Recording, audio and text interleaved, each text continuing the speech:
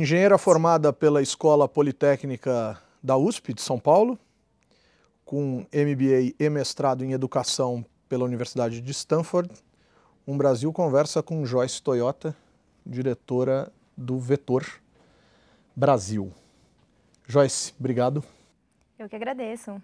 A gente tem que começar essa nossa conversa perguntando como é que alguém sai de uma escola de engenharia com um perfil significativamente exato e vai para um trabalho na área de gestão pública, né, fortemente ligado à questão da educação. Então, conta um pouquinho para a gente essa trajetória e como que a partir disso nasce o Vetor Brasil, para a gente conseguir chegar onde a gente precisa em termos de desafios da gestão pública no país. Legal, com certeza. Essa história eu adoro contar, porque ela é muito ligada com a minha trajetória pessoal, de vida mesmo. Eu estudei, antes de ir para a Poli, numa escola pública. E eu tive a experiência de passar pela escola pública, aqui da rede estadual de São Paulo, no interior, e pela escola privada. E o que eu via de diferença entre as duas escolas não era só que uma era pública, outra era privada, umas pessoas eram ricas, outras eram pobres. Não era só isso. Eu via que existia muita diferença em termos de oportunidade das pessoas que estavam na pública e de perspectiva de vida, assim, sobre o que elas queriam fazer. Como eu estava fazendo a minha passagem pela escola pública, por causa de um problema que meus pais tiveram financeiros, eu estava lá, mas eu tinha uma cabeça diferente de quem estava lá. Eu achava que um dia eu ia fazer faculdade, eu achava que um dia eu ia trabalhar e eu ia ter uma vida diferente. Em questão de perspectiva. Isso, de vida. E eu falava, isso não deveria ser assim, né? Isso não faz nenhum sentido. E eu sempre tive muito comigo a vontade de, se um dia eu pudesse sair de lá, daquela situação que eu estava, eu gostaria de poder mudar essa realidade no Brasil. Eu achava que nenhum brasileiro merecia passar pelo que é a experiência da educação pública brasileira. E a vida foi, eu fiz poli, sempre gostei de exatas, da parte analítica. O que não é comum, né? Quer dizer, não gostar da parte exata, você gostava da parte exata, mas sair de uma escola pública e ingressar na Escola Politécnica de São Paulo, que tem um dos vestibulares mais concorridos do Brasil, né? Quer dizer, não é fácil. Eu ganhei uma bolsa para estudar no colégio, no ensino médio, numa escola privada. E foi teve um período de adaptação, né? Mas eu consegui depois ir para a Poli. Eu tive muita facilidade sempre com estudos, escola, essa parte toda eu sempre gostei, sempre foi mais fácil para mim. E aí eu fui fazer Poli, gostava do que eu estava fazendo lá e não via muitas oportunidades de como eu poderia contribuir com aquilo que eu tinha como meu desafio na época que eu estava na escola pública. Durante a faculdade, eu fui dar aula num cursinho popular, que era o cursinho do Núcleo de Consciência Negra da USP, e eu achava muito legal. Eu tinha 17 alunos, dava aula de matemática, e alguns deles passaram no vestibular, eu fiquei muito feliz, mas eu achava que aquele impacto era muito pequeno. Eu achava que aquilo não ia mudar tudo aquilo que eu achava que era o problema maior. Então eu tinha muita vontade de tentar entender como o sistema funcionava, como essas coisas aconteciam. Mas não via muitas formas, não entendia como funcionava o governo, não entendia como essas coisas funcionavam. Eu saí da Poli e fui trabalhar em consultoria. Fiquei muito tempo trabalhando em consultoria estratégica, trabalhando com aviação, agribusiness, setores muito diferentes. E por uma sorte, que é uma grande coincidência que aconteceu na minha vida, a consultoria onde eu estava trabalhando vendeu um projeto para o governo do Amazonas, para fazer um trabalho de reforma da educação do estado do Amazonas. E aí eu falei, eu quero ir para esse projeto. É agora. É isso que eu quero. E não foi muito fácil, porque na consultoria não é você que escolhe, né? Ah, eu quero trabalhar aqui, não quero trabalhar ali, não é assim. Mas também não é que tinha tanta gente querendo morar em Manaus. Então, eu fui para lá, morei 1 ano e meio em Manaus, trabalhando na Secretaria de Educação. E aí, como consultora lá, trabalhando diretamente todo dia com todo mundo que estava no governo, eu comecei a entender o que estava por trás daquela realidade que acontecia na escola onde eu estudava em São Paulo. Eu pensava, olha, hoje eu sei por que não tem professor nessa sala de aula. Hoje eu entendo por que não tem merenda nessa escola. Eu conseguia entender quais eram os processos que estavam por trás daquilo tudo. Certo. Ao atravessar o balcão, você foi descobrir nos bastidores Exato. O que levava a essa situação que a gente verifica na nossa educação. Exato, que para mim, como usuária, como do serviço, eu não entendia porque eu chegava na escola, não tinha aula, eu não entendia porque não tinha aula, né? E mais importante do que entender por que essas coisas aconteciam e como, eu consegui entender que eu tinha um poder de transformação muito grande estando no governo. Falei, agora tudo fez sentido e eu acho que eu estando aqui tenho capacidade de mudar muitas coisas e colaborar com isso. E encontrei o meu lugar. Agora, nessa de encontrar o seu lugar, quer dizer, você tem uma gama imensa de oportunidades e possibilidades com uma leitura dessa natureza. Quer dizer, você podia ser, vou dar alguns exemplos aqui, desde gestora de escolas, de empresas como projetos de responsabilidade social, suponhamos só um exemplo, a escola da Embraer, a escola da Porto Seguro, enfim, a escola de uma série de empresas, né, uma escola da Fundação Bradesco e coisas dessa natureza, até capacitar gestores públicos e colocá-los em posições estratégicas dentro de governos jovens. Exato. E aí, como que num leque imenso de alternativas e possibilidades vem a ideia do vetor? Quer dizer, isso passa por Stanford? Passa também, mas só para fazer esse pulo, eu acho que assim, a ideia de trabalhar numa escola é muito legal porque você está muito perto da ponte, você está vendo o que está acontecendo. Mas você trabalhar num sistema de educação pública é um impacto altíssimo. E eu acho que todo mundo que já passou pelo setor público alguma vez sente isso, que é, tem tantas coisas que podem ser feitas e cada coisa que você mexer ali vai ter um impacto em tantas pessoas, né, em milhões de pessoas, que é apaixonante o quanto você pode fazer quando você está do lado do governo. Que esse é o lugar onde tem escala, né, para as mudanças. Então eu fiz lá, trabalhei no Amazonas, depois eu queria continuar trabalhando, eu estava muito interessada na reforma educacional do estado de Goiás, queria trabalhar lá, saí da consultoria, ninguém entendeu, todo mundo falou, como assim? Eu fui lá para ganhar 1/3 do meu salário e trabalhei na reforma educacional de Goiás, do estado, e aí depois dali eu queria fazer esse movimento, né? Como engenheira, eu queria conhecer um pouco mais sobre educação e fazer esse movimento para trabalhar com educação pública. E uma outra coisa que eu vi era que no setor público, o que mais falta, na minha opinião, é gestão. Então, eu também queria me capacitar mais como gestora, e aí a ideia de fazer o MBA. Então, fui para Stanford fazer MBA em gestão e fazer o mestrado de educação em paralelo, para quando voltasse para o Brasil, continuar seguindo nessa linha. Eu acho que o ambiente ali do Vale do Silício, da Califórnia, me contagiou muito, porque eu nunca, na minha cabeça, tinha passado a ideia de ser uma empreendedora, de empreender socialmente, nem nada do tipo. Meu objetivo era voltar para o Brasil e continuar trabalhando em governo, mas por todas as coisas que você vivencia em Stanford, eu comecei a questionar como que eu poderia adicionar valor também ao setor público de outras formas. E eu e o José, que é também cofundador do Vetor, a gente via que existia um potencial muito grande de pessoas que ainda não enxergavam quais eram as formas, as portas de entrada no Vetor, no setor público, e que a gente poderia abrir essas portas e mostrar isso para as pessoas que estavam do lado de fora. E a gente via que isso poderia ter muito impacto nos projetos do setor público. Então, durante o mestrado, eu estava fazendo Stanford, o Zé, na época, fazia Harvard. A gente, no meio dos 2 anos, né, tem o Summer, a gente veio para o Brasil e fundou o Vetor Brasil aqui. E aí passou o 2º ano inteiro do mestrado de lá, tô começando a tocar as primeiras atividades do Vetor Brasil aqui. Entre vocês e os Estados Unidos inteiro, né? Quer dizer, Exato. estavam um em cada ponta, mas ainda assim foi possível. Nossos amigos falavam assim, é bom que vocês estão perto, né, lá nos Estados Unidos. Isso mesmo, um em cada costa. Um no Pacífico e o outro no Atlântico, e nada fácil de se resolver. Agora,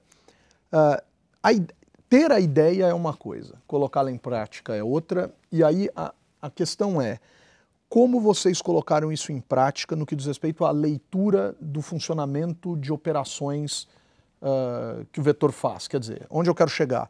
Por que trainees? Né? Quer dizer, por que não, por exemplo, um grande curso de capacitação de servidores, um grande projeto de consultoria para determinadas secretarias? Por que essa ideia de trainees no setor público? De onde veio isso? Isso vem de um ponto que a gente também já tinha amadurecido anteriormente, que era assim, o Vetor Brasil, ele já existia desde antes da gente ir para os Estados Unidos, numa versão muito menor, só com trabalhos voluntários, em que o que a gente fazia era projeto de consultoria para municípios pequenos. A gente ia lá no município, conversava com o prefeito ou a prefeita e fazia um diagnóstico do município, via onde o município queria estar depois de 10 anos, criava os planos, era lindo. Os relatórios eram ótimos, todo mundo gostava, o prefeito elogiava, todo mundo gostava. 1 mês depois, 1 ano depois, 10 anos depois, nada saía do papel, nada acontecia. Eu falei para o Zé um dia, Zé, eu fiz uma análise de impacto social que a gente teve aqui com o Vetor Brasil, é 0. Então, Que é uma frustração e ao É mesmo uma tempo um momento de reflexão, né? Tremenda, porque a gente fazia aquilo de forma voluntária no nosso final de semana e depois do expediente. Então, eram muitas horas dedicadas a isso e nada saía do papel. E aí a gente falou, ou a gente acaba com isso ou a gente muda totalmente. E o que a gente via dos prefeitos, quando eles vinham falar com a gente, era, olha, legal o plano, eu preciso de alguém para trabalhar nisso, eu preciso formar uma equipe para implementar isso. E a gente falava, com certeza, eu vou indicar pessoas que eu conheço, e ninguém aceitava esse desafio. E aí a gente começou a ver que existiam algumas barreiras. As pessoas não aceitavam por quê? Elas achavam que o salário era muito baixo, não tinham certeza se era sério ou não. Eles falavam, mas peraí, se eu for trabalhar no setor público, eu tenho que ser corrupto? A gente já ouviu essa pergunta. Claro, claro. Tinha gente que falava, eu trabalho no setor privado, mas eu não sei se eu teria as habilidades necessárias para agregar valor no setor público. Então, ou a gente falava, eu não quero me distanciar dos grandes centros, me desconectar das redes e das pessoas. E aí, o que a gente viu com isso, com essa dificuldade, é que a gente tinha capacidade de superar essas barreiras. De falar, eu vou criar então um programa que vai fazer isso, vai treinar para você trabalhar no setor público, que vai te manter conectado com uma grande rede. A gente tem essa capacidade. Então, foi aí que a gente resolveu trabalhar com talentos, com pessoas. E esses talentos, eles são remunerados em cargos dentro dos governos para os quais vocês trabalham, mas como que funciona a relação do vetor com os governos? Quer dizer, vocês são contratados como uma espécie de uma agência de talentos ou de recursos humanos que treina, capacita e coloca esses indivíduos, esses agentes estratégicos dentro de posições estratégicas nos governos? A gente é uma associação sem fins lucrativos. Então, a gente não cobra pelo serviço que a gente faz com os governos. A gente assina um acordo de cooperação técnica sem transferência de recursos para que a gente possa viabilizar com que esse serviço aconteça para o maior número possível de governos. E a contrapartida do governo é essa, ele tem que contratar o trainee, ele tem que pagar o salário dele.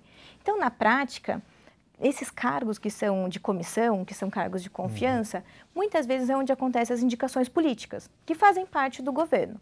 Então, na prática, para um governante ter um trainee do Vetor Brasil, o que ele tem que fazer é abrir mão de uma indicação política, que a gente sabe que é caro para os governos.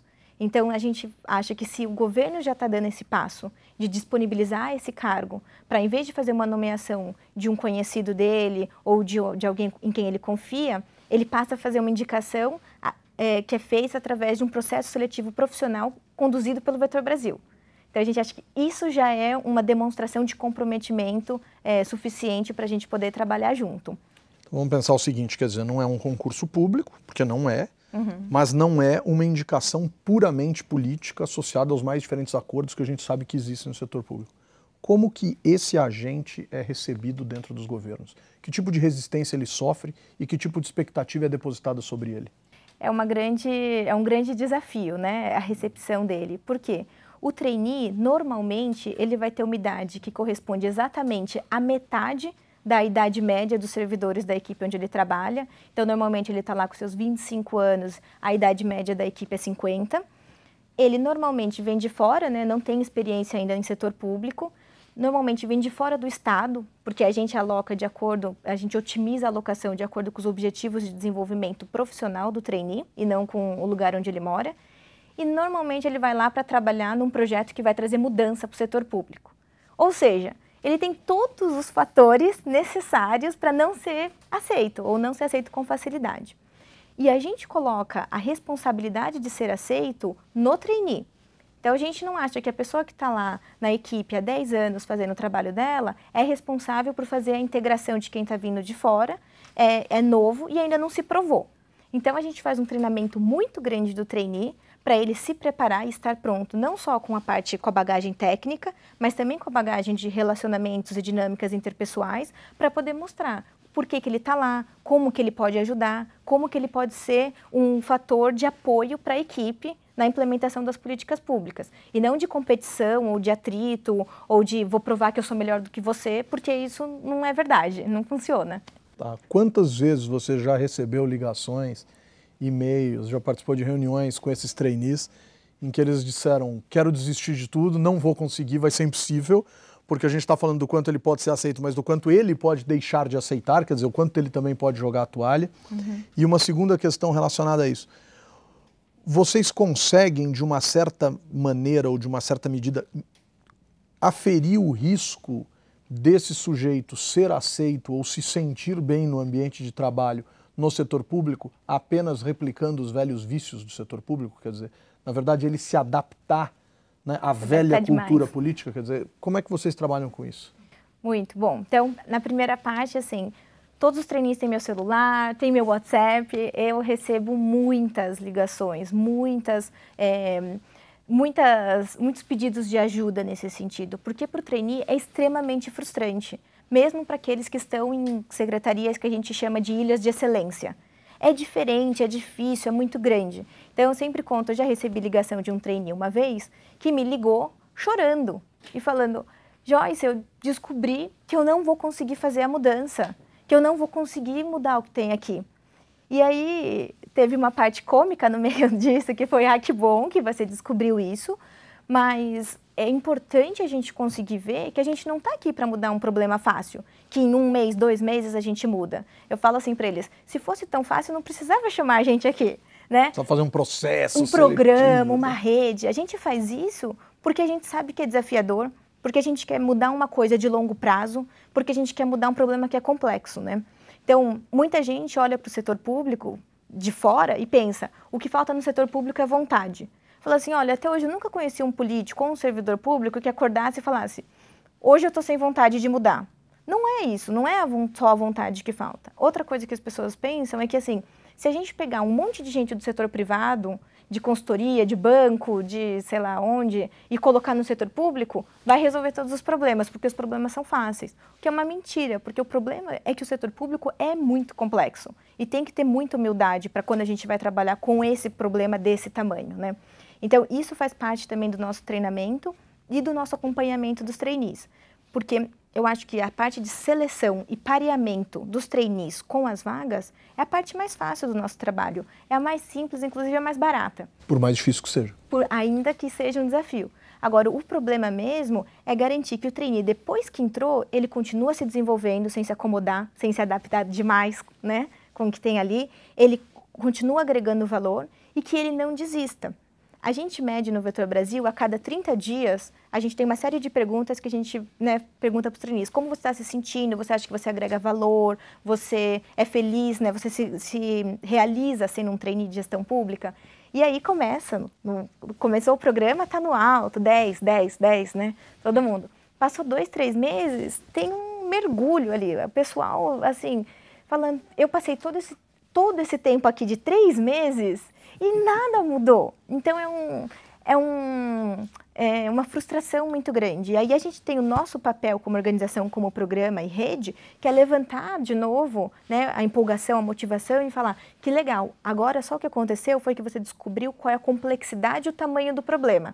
Não quer dizer que você não vai conseguir mudar. Agora você tem mais condições ainda de fazer uma mudança que seja sustentável, de fazer uma mudança que de fato seja útil e não que seja uma maquiagem que você passa por cima. Você falou em rede, né? Uhum. E a gente está falando muito também em expectativa, né? Também desses jovens, desses meninos e dessas meninas, ou desses rapazes e dessas moças, né? Não são mais tão jovens assim, 25 anos em média. Aonde você gostaria de ver esses indivíduos, esses agentes daqui a alguns anos, né? O quanto que a Vetor se responsabiliza por isso no que diz respeito à criação dessa rede? Você entende que em algum instante a ascensão desses profissionais alimentará automaticamente essa rede e aí tornará o trabalho do Vetor muito mais claro, muito mais amplo, muito mais nítido, inclusive no que diz respeito à própria entrada nos governos? Que tipo de expectativa você cria em relação a esses trainees? A expectativa em relação à rede é a maior, porque a gente acredita que com o Vetor a gente tem um impacto de curto prazo e um de longo. O de curto prazo é que os trainees trabalhando na implementação das políticas públicas ajuda o governo a implementar projetos melhores, serviços públicos melhores, etc. Mas a gente acha que o grande valor do Vetor Brasil ainda vem no longo prazo, que é a criação de uma rede com profissionais altamente capacitados, além de bem intencionados, além de ter tido a experiência real de ter passado pelo governo. Porque a gente vê que muitas pessoas que querem mudar o governo, querem transformar, muitas vezes não conseguem fazer isso porque não sabem o que tem do lado de lá. Né? Então, isso é uma das coisas que eu converso muito com institutos, fundações que trabalham com o governo, que é assim, não adianta a gente pensar na solução e tentar impor no governo de cima a baixo. A gente tem que ter experiência do lado de dentro para saber quais são os desafios, os problemas de verdade, né? Os reais. Então, a nossa expectativa é criar uma grande rede dos profissionais que sejam capacitados, motivados e conheçam o setor público de verdade. A gente não força os trainees a ficarem no governo o resto da vida deles. Primeiro porque 2016, né? Não dá para ficar forçando ninguém a fazer nada na vida. Mas também tem um lado que a gente acha que hoje o setor público não consegue oferecer todas as oportunidades necessárias para que um líder se torne um líder. Então a gente sabe que em alguns momentos talvez seja melhor para a carreira deles e buscar isso em outros lugares. Estudar fora, trabalhar em um setor privado, no terceiro setor, em algum outro lugar e depois voltar para o governo. Então, a gente espera que esses jovens tenham a experiência dele durante um período, tenham experiências diferentes e depois voltem. A gente não acredita muito, Humberto, mais nesse conceito da carreira, de que eu vou ficar eternamente tendo uma função, eternamente fazendo uma coisa só. A gente acha que é mais rico essa rede inteira estar conectada, sabendo de quais são as oportunidades e trabalhando por projetos, trabalhando por essas coisas que sejam importantes, do que a gente forçando com que eles fiquem no mesmo lugar. Esse jovem pode se transformar, ou você pode amadurecer de forma expressiva nesse jovem, o perfil dele como um grande gestor público, como um sujeito que tenha desafios significativos em relação às mais diferentes políticas públicas. Minha primeira pergunta vem aqui. Por que diferentes políticas públicas e não, por exemplo, só algo específico relacionado à educação, tendo em vista aquela sua primeira leitura lá atrás desses desafios da educação? Então, por que diversificar de forma tão expressiva? E a segunda questão, se um jovem amanhã se filiar a um partido político e disputar e ganhar uma eleição, tendo no seu currículo uma experiência dessa no Vetor Brasil, qual o nível de orgulho de vocês em relação a isso ou de ressalvas em relação a isso? Seria imenso, mas o orgulho. O orgulho, boa. Mas respondendo a primeira pergunta, a gente viu, e isso também parte de uma experiência própria minha e depois do Vetor, que resolver o problema da educação passa por coisas muito além da Secretaria de Educação.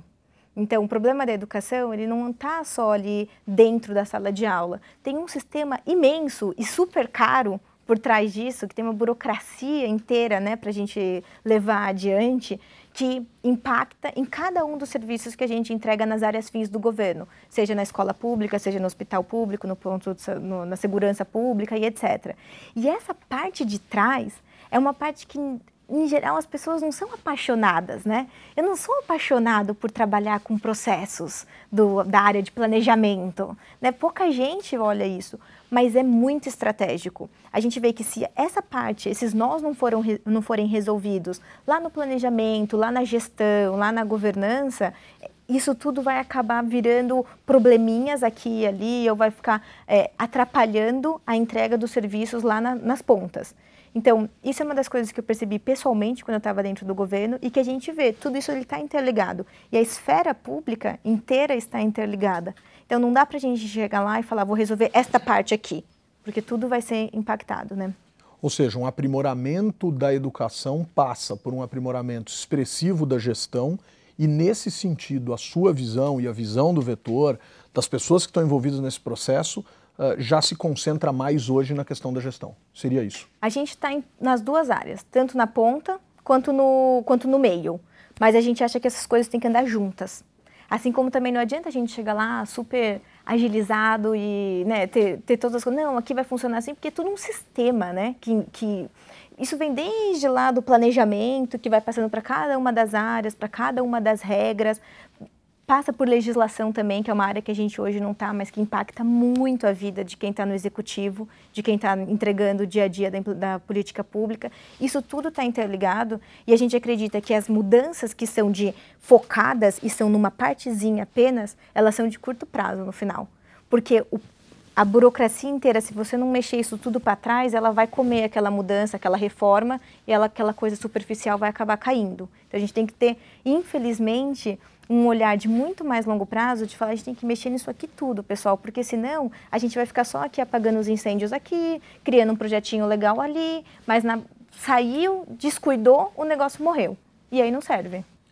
Joyce, programas de trainee são programas complexos, né? E são programas que normalmente buscam no mercado pessoas com perfis e formações associadas a determinados interesses e a determinadas estratégias, por exemplo, de empresas. Né? Então não é um só, normalmente são algumas formações, né? E existe sempre uma capacitação para esses indivíduos, quer dizer, não é simplesmente um processo seletivo, mas é um processo seletivo e formativo. Em linhas gerais, talvez a gente possa resumir um programa de trainee dessa forma. O que para vocês é esse programa de trainee? Quer dizer, quem vocês captam no mercado, que perfis de profissão, na verdade, especificamente das profissões, claro, e das habilidades das pessoas, e que tipo de treinamento vocês oferecem para que coloquem esses indivíduos no, digamos assim, lugar certo na hora certa? Essa parte é bem complexa. E uma das coisas que a gente percebeu foi que, quando a gente começou a usar o nome trainee de gestão pública, a gente via muitas similaridades, né? Então, ó, de fato, é um jovem, ele vai participar em coisas diferentes, ele vai ter um apoio de desenvolvimento, etc. Mas a gente viu uma grande diferença entre o trainee de gestão pública e os trainees das empresas em geral, que é o seguinte: quando acaba o nosso programa, o trainee está solto, ele não está ali para seguir uma carreira em que ele vai virar um gerente, etc. Uma outra coisa é que o trainee da empresa privada, ele está lá estável, né, com uma contratação mais ou menos tranquila e etc. O nosso não, ele está no cargo comissionado, que é a forma mais instável de contratação que existe no Brasil hoje, né? Então, a gente viu que era muito mais desafiador ser um trainee de gestão pública do que um trainee numa empresa mais tradicional. E a gente sempre bate muito nessa tecla, que olha, aqui você vai ter desafios muito maiores, né? Desde como vai ser o seu time, a sua equipe, até esses outros fatores de carreira mesmo, né? O que a gente busca? A gente busca jovens que sejam recém-formados, aí mais ou menos com até 3 anos de experiência profissional, de qualquer área e qualquer lugar do Brasil. No nosso último processo seletivo, a gente teve inscritos de todos os estados do Brasil, o que para a gente é uma meta muito importante e muito séria, porque a gente quer ter uma atuação nacional de fato. Esse é um primeiro ponto. O curso a gente não olha. Para a gente pode ser um administrador público, pode ser uma pessoa que estudou direito, ou pode ser um engenheiro, pode ser, a gente tem uma bióloga na rede, um psicólogo, um geofísico. Para a gente não importa o curso, o que importa é que ele tenha a disponibilidade e a capacidade de aprender aquilo que ele vai necessitar na gestão pública. A partir dessa seleção que a gente faz dos trainees, a gente também faz uma outra seleção que acontece em paralelo, que é das vagas, que é quais são as oportunidades no governo. Porque o governo pode virar para mim e falar, olha, eu quero 2 jovens muito inteligentes na minha área. Eu falo, ok, mas para quê? Me convença que você realmente precisa, me convença que você sabe qual é o valor que esse jovem vai agregar. Porque se você não tiver uma oportunidade de fato relevante para ele, em que ele possa se desenvolver profissionalmente, é o maior tiro no pé que eu posso fazer. Pegar uma pessoa motivada, capacitada, muito disponível e colocar num lugar em que ela vai fazer mais do mesmo, em que ela não vai ser desenvolvida, porque daí ela vai virar um detrator do governo. Ela vai falar, ó, eu tinha um receio de que o governo não funcionava, eu fui lá e descobri que é isso mesmo. Que não funciona mesmo. É melhor mudar para Miami, entendeu? Então, a gente não pode correr o risco do jovem desacreditar a nossa oportunidade de desenvolvimento do país. Então, essa é uma outra seleção que a gente faz e depois a gente faz esse pareamento do jovem com a vaga de acordo com os objetivos de desenvolvimento profissional do jovem. Então, na nossa primeira turma, a gente chegou a trazer uma trainee que estava em Goiás para trabalhar em São Paulo e um trainee que estava em São Paulo para trabalhar em Goiás, porque a gente achou que, de acordo com o perfil e os objetivos e interesses deles, isso faria mais sentido. Joyce, 2 perguntas finais muito associadas a você, especificamente. Eu comecei essa nossa conversa achando que o seu grande sonho seria, como pessoa, ser secretária ou ministra da educação e termino com o sentimento de que hoje você está absolutamente consciente do seu papel como esta pessoa que faz com que essa rede de agentes públicos funcione muito bem. Me corrija então se eu estiver errado nas minhas leituras aqui, né?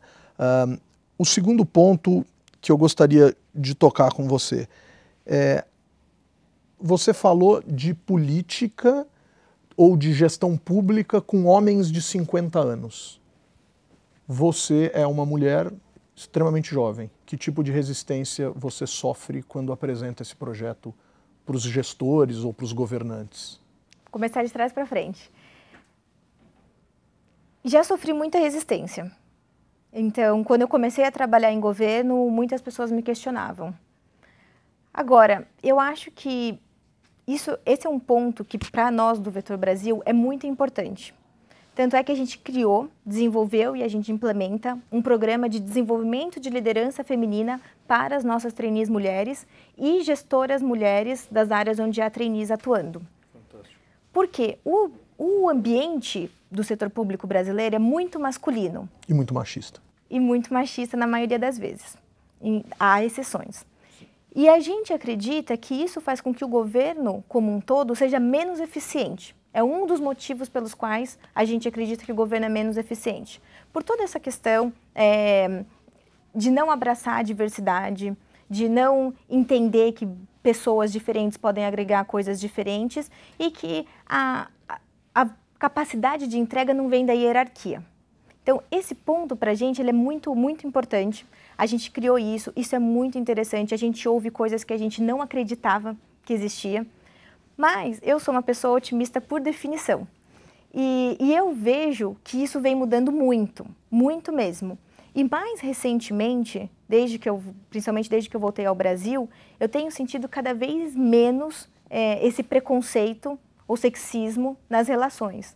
Eu vejo muito pelo contrário, assim, nos governos onde a gente está, eu sinto muita abertura e muita tranquilidade de conversar de igual para igual com os secretários, com os diretores, até mesmo com os governadores. Não tenho nenhuma dificuldade de chegar lá e me apresentar falando: oi, eu sou a Joyce, e eles não acharem que eu sou estagiária, né? Então, acho isso, e isso me deixa muito feliz, porque eu acho que isso vem também de uma renovação do secretariado de muitos governos, de olhar e falar: olha, legal, a gente está interessado em inovação, a gente não quer ter os preconceitos que a gente tinha anteriormente, porque a gente sabe que isso é uma barreira para a gente também evoluir, né? Então, isso me deixa muito feliz, apesar de saber que existe um trabalho muito grande para ser feito ainda, né, em relação a isso.